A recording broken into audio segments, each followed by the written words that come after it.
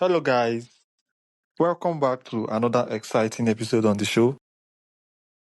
Control or Be Controlled, a podcast designed to help you start thinking differently and take control of your life.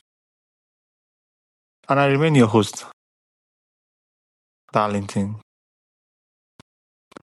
Today's guest is Michael. Michael, I kind of struggle to pronounce your other name. Can you help us? Magruge. No, easy. Magruge. Michael Magruge. Okay, Michael Magruge. Michael believes we have been asking the wrong question about success, creativity, and even what it means to be human. He's a multimedia artist and author of 5 books, former Newport Beach Arts Commissioner and creativity awareness educator. He argues that creativity isn't just for artists, it's a fundamental human superpower. So growing up as a neurodivergent child, it forced him to think differently, and that perspective has helped him uncover hidden patterns in leadership, communication, business, education, and human behavior. The central message is simple yet profound. When we become truly aware of who we are as human beings, change happens naturally. Michael, welcome to the show. Thank you for having me. All right, Michael. Nice. Yeah. Go ahead. Okay, thank you so much, Michael. So I have some questions here for you, and before that, I would also like you to introduce yourself briefly to my audience. I'm just Michael. That's it. I mean, you can read all this stuff afterwards. I don't want to take your time. Okay. You can go on michaelm.com, which is Michael with 2 L's, m.com, and just, you can read and whatever. If you like this talk, if Darlington and I dance for you, we will dance for the audience. All right. So let's get into the questions I have for you. Okay. Talking about awareness, that awareness trumps everything. You often say that, right? Yeah. Tell us what that means and why you believe awareness is the starting point for lasting change. Because knowledge is just it's just from the perception. You can perceive linear, which means Darlington is in Africa, I'm here in America. That's logically, and they go through a technical thing called Riverside and talk to each other. Or I can say, Darlington and Michael, we're always connected. They're part of each other, and they bumped in each other and they talked. Nature is nonlinear, where systems are linear. That's why I separate between human centric and system relevant. You can be a CEO or a president or whatever, and you can be living and have great wealth. But when it's over in the system, when you're not the president, not the CEO, you're over. You have to have a lot of savings that you can ever exist further. And I think there comes in the control also, because we try to control and always be fine. But life is not fine all the time. It just happens. And the nonlinear thinker is the one that actually thinks like nature and is aware. So you say, and you study everything about getting a baby. When you have a baby, it's totally different. And the awareness that when you have a baby is different than whatever. You can read all the books in the world. You will never know what it is to be a baby if you don't have a baby. So that's why men cannot tell women. And even for men, it's also different. But men cannot tell women what it is to have a baby because we have never felt it. Does that make sense? Yeah, sure. That makes sense, Michael. We have actually never felt it, so we cannot tell what it means to have a baby. We are not aware. We know everything. We can read all the books. The man can read all the books about getting a baby. But we never have the experience when one woman talks to another how it was to have a baby, Okay, so tell us, you make a distinction between living a system relevant life Yeah. and a human-centric life. Can you Yes. explain the difference and why is that distinction so important today? This hangs together with what we talked about. It's system relevant is I have the knowledge that a bird does this and this and this, but I'm not the bird, so I'm not aware why I do this and why this is actually a wisdom that I make a nest in the winter or I bury some fruits or whatever. We don't know. We don't know what the context is. So in the content, we are very good. Now that's knowledge, that's books, that's systems, which is one, then comes two, then comes three. But nature is 1, 8, 16, 15, 14, 24. Nature is non-linear. It's non-linear, and that's why it helps a lot to be aware of that. I'm not saying you need to choose one life, but you need to know that human is, we have everything. We are perfect as we are. We are born perfect. But in order to experience this experience, we had to believe we are nothing. And we start from nothing and forget everything that we are and then remember all the stuff that we are. And linear goes, everybody can be linear, because if I say Darlington is number one, Michael is number two, or if I say Michael is number one and Darlington is number two, but that's not it. We are both one of one that exists from 8 billion people, and you are one and I'm one of 8 billion people. We have a unique DNA, and nature has made us one of one. Therefore, we cannot compare. We can compare.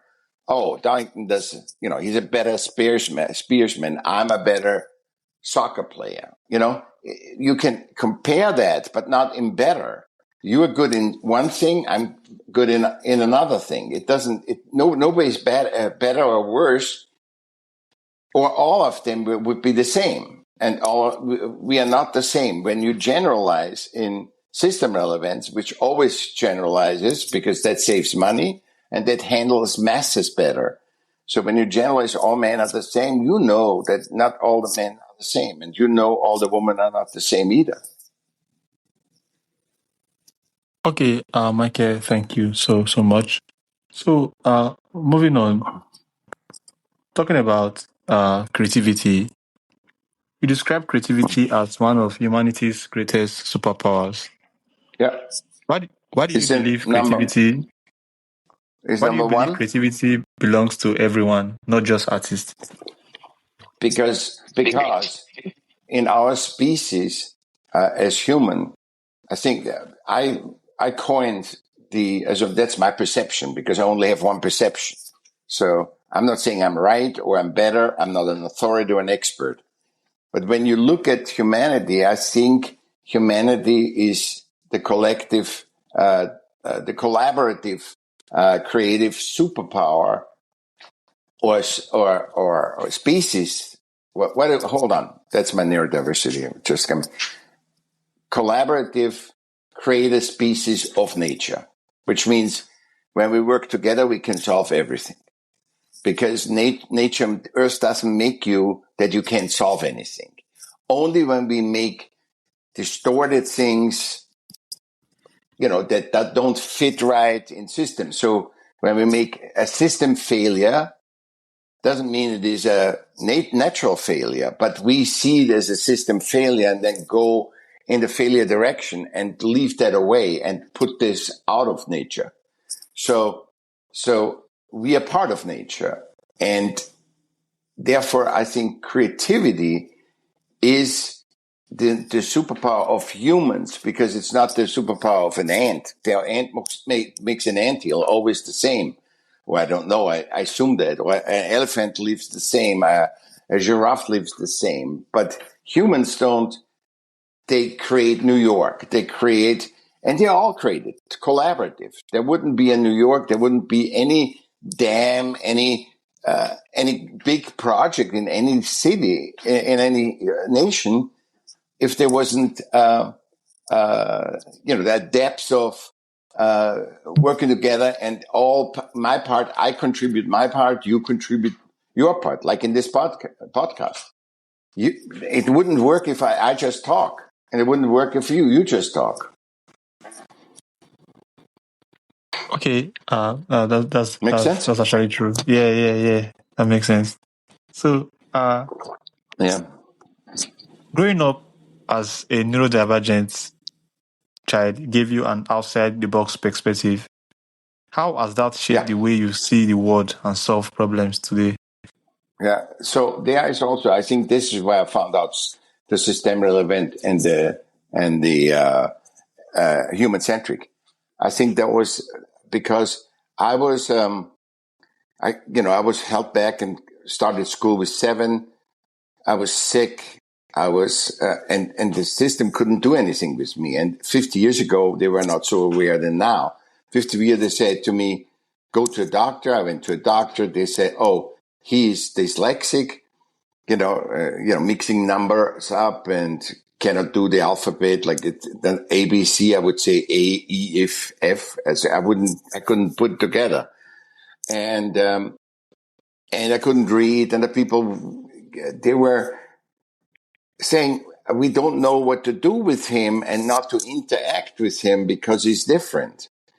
Yeah, but not every animal is like a cow or like a horse. There's different brains, and every brain is different, and every source is different.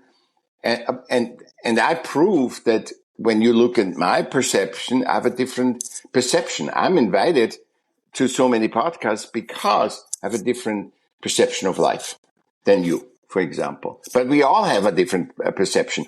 But when it's extreme with me, I cannot do the normal task like reading is hard for me, and writing was, now writing is, I'm very comfortable. I wrote 8 books. So, but everybody's different. And it is not that you're not good because you don't have a doctor, you only go. And it's also the crazy thing that it happens then, in the old days, there were like 50 years ago, there was 1 or 2 doctors in a big town. Now there's everybody a doctor, because doctor is not enough. You have to prove your one of oneness and how you are a specialist or how you're good. And that, does that help anybody? I don't believe so. But I believe every human is one. When I see another human, I say, oh, there's a human. Then I see, oh, he's Chinese. Oh, he's a girl. Oh, that is that human that I see is more than that. But it's primarily I look at them and say, oh, that's a human first. I don't know if you're black or white. I don't know that. I assume you're black because you call me from South Africa, but I don't care because your soul, I'm talking to your soul. Make sense? Yeah, that makes sense. Thank you so much, Michael. So, you have worked across art, business, education, and leadership. What hidden patterns have you discovered that connect all of these fields? Not to control. Not to control. To accept that everybody is one of one. So therefore, I cannot tell you, take an aspirin. If I took an aspirin and saved my life, does not mean at all that I say, okay, Darlington, if you take your aspirin, it's going to save your life. No, you can get an anaphylactic shock and die. You know what I mean? It's just, you can't tell other people what to do, because also the people don't want to be sold too. Nobody wants to be sold. Oh, I have the best car for you, whatever. No, they want to see what Freddie has, the car, and then buy what Freddie has, or a better car. They think that Freddie cars is. They not want to be sold. And if they don't need a car, they don't want to buy a car. But you can control them, manipulate them into, a need that is, oh, the world is going on there. You need a new car. Yes. Whatever. It's a manipulation of my perspective And I think we don't have talked about, everybody's a one-on-one, we have talked about that, but everybody has also a different perspective of life. So, Darlington, if you sit there or here, or sitting here where I sit in Africa with you, we have a different perspective of that moment. So we are together for half an hour in Africa. We have a different perspective of that moment, even if I sit right next to you. So that's also scientifically proven. I don't know why nobody takes that on, but no one talks about that. Okay, Michael, thank you so much. So, in a world obsessed with productivity and achievement, how do we shift our focus from success to genuine fulfillment? Because where your passion is. Your one-on-oneness, the most direct way of your one-on-oneness and my one-on-oneness is if you go to our passion. So if podcasting is your passion, really passion, a fulfillment, then you should do it. You should not be an accountant if you don't want to be an accountant. I know my best friend is an accountant. He loves to be an accountant. But in general, if you want to be doing sports and you want to play soccer, you should play soccer. It doesn't matter how good you are. It doesn't matter how good you are. You should play soccer because that's your passion. You can't wake up, you think about the ball. You wake up in the morning, think about the ball. You should play soccer. Not right away, but, you should be aware of that.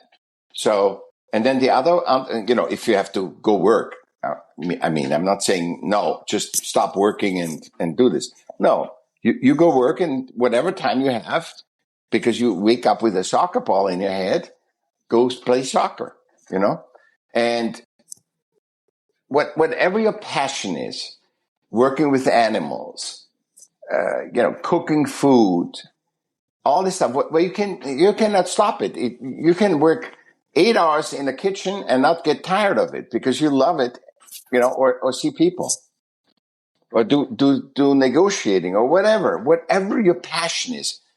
Don't do anything that you have to go, and never say, I'm going to do this to then do my passion, because that doesn't work either. Because that's saying, I'm doing all the hard work to be successful. That never works. You have to do this because the work is so exciting, and then success is the icing on the cake.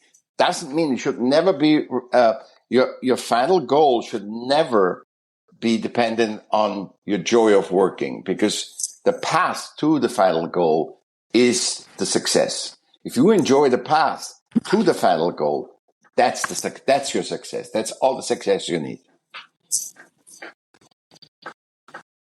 Good? Right, Michael, thank you so much. Okay, so you often separate problems into human relevance and system relevance. How can leaders and organizations benefit from thinking this way? Okay, because it's okay. You have to know the background of system. System is a noble intent. It's always human centric. The system is always so. For example, let's say somebody in a tribe, 1,000 years ago, needed to have, he was really good with horses, and the people saw he is good with horses. And then the people say, can you take care of my horse? And I bring you fruit and from the hunt meat home. Then you don't have to go hunt. And he said, yes. So that's the first time his system did. And he was he was better in horses than you and I could be. So we said, hey, let's go, Freddie, and give him the horses. And that would help. But it wouldn't help to, when the system runs out of money or cannot afford to keep the horses or needs to expand,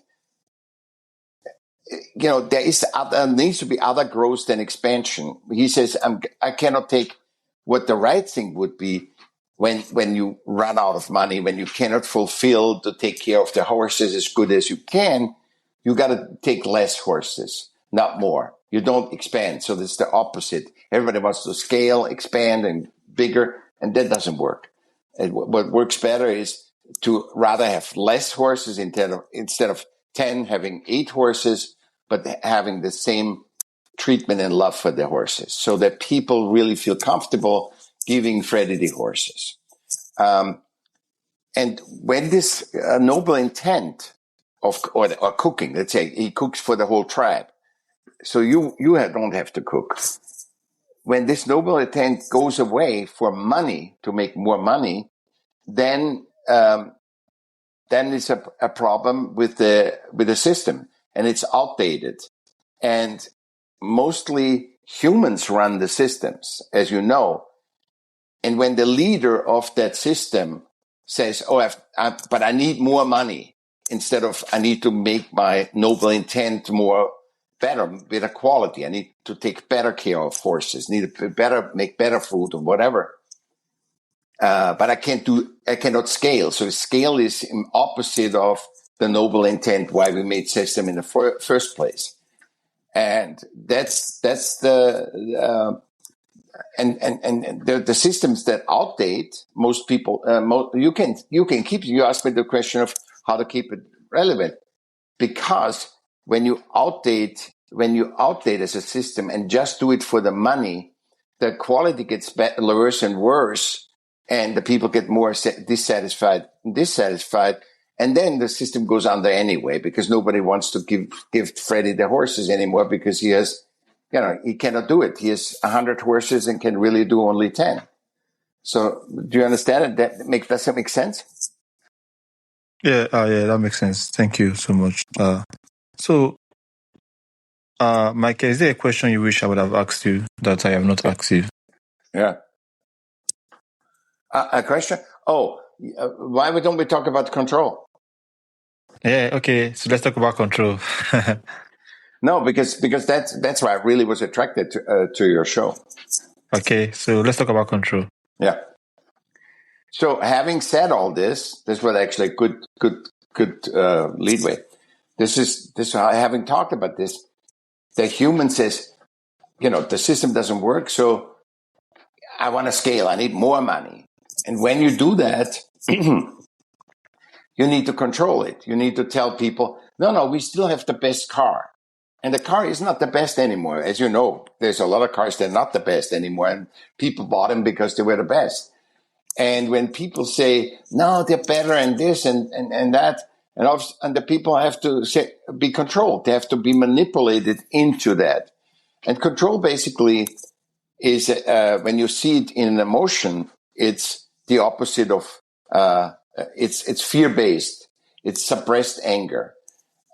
It's you control because you're afraid of love. You're not trusting love. Basically, control is you're not trusting love, and the opposite of love is fear.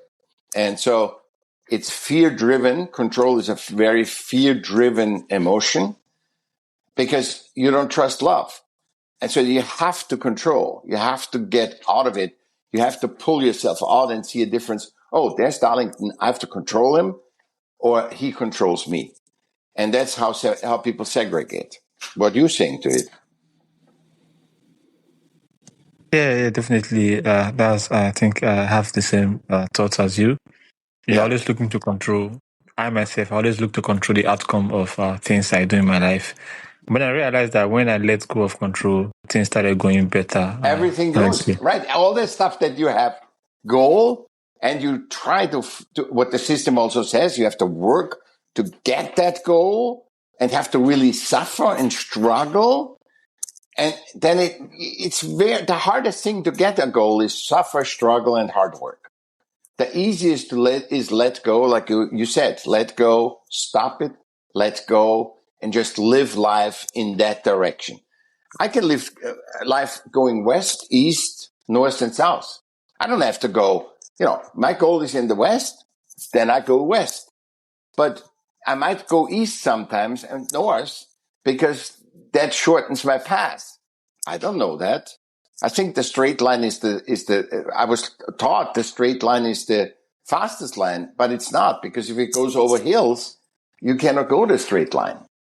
It's better to go around the mountain, and don't have to have the the snow and the bad weather on top of the mountain. It's better to go around the mountain. It's a little bit more, but it's actually the fastest way. And I enjoy the path. It's about enjoying the path. What I told you in the beginning is just, you gotta enjoy life. You cannot make life a system thing for everybody, because there will be some people that like the system directions, and some that don't. Michael, thank you so much. This has been very, very exciting.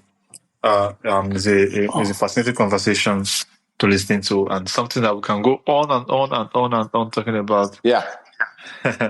So I want to know, for those who want to connect with you and learn more about what you do, how What can you they? say? Say that again. I didn't hear. Didn't For hear those who would like to connect the with audio. you, those who Oh, want to connect with you and learn more about what you do. it's like Michael. I put in a thing.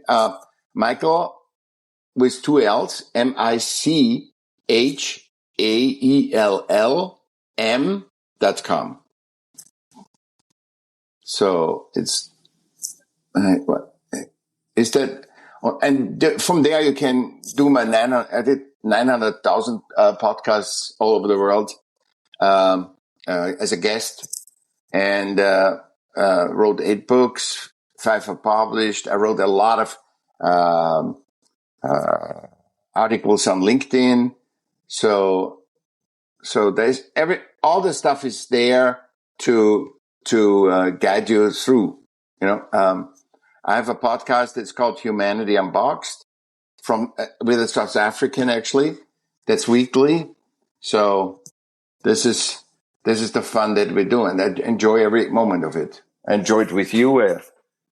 I basically don't have any hobbies or anything, because I just like to do what I do.